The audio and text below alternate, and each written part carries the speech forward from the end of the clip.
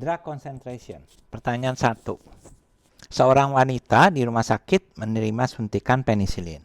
Tubuhnya secara bertahap memecah penisilin sehingga 1 jam setelah suntikan hanya 60% dari penisilin yang akan tetap aktif. Pola itu terus berlanjut pada akhir setiap jam.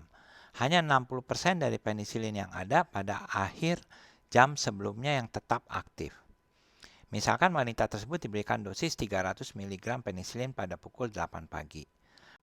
Lengkapi tabel berikut yang menunjukkan jumlah penisilin yang akan tetap aktif di dalam darah wanita tersebut pada interval waktu 1 jam dari pukul 8 hingga pukul 11. Jadi di sini awalnya adalah 300. Kemudian 1 jam kemudian dia tersisa 60%.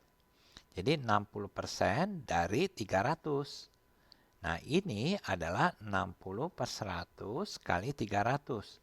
Yaitu 180.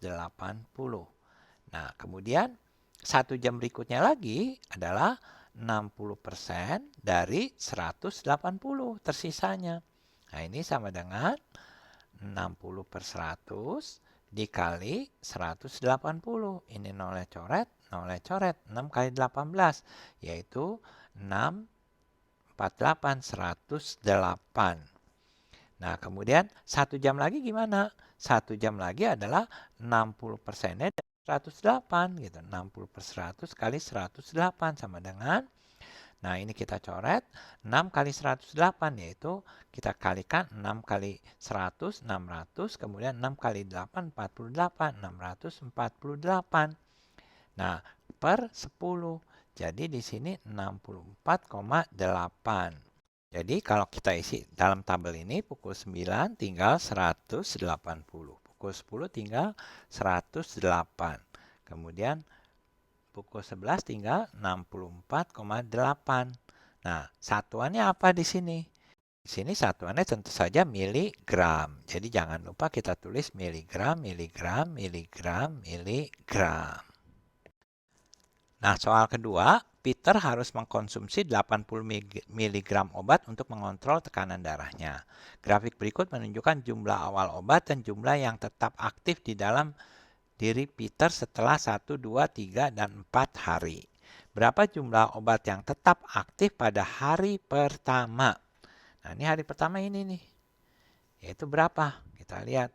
Di sini kalau kita lihat dari grafiknya, ini 20, ini 40, maka ini 30. Jadi di atas 30 sedikit, yaitu 32. Jawaban yang tepat adalah D.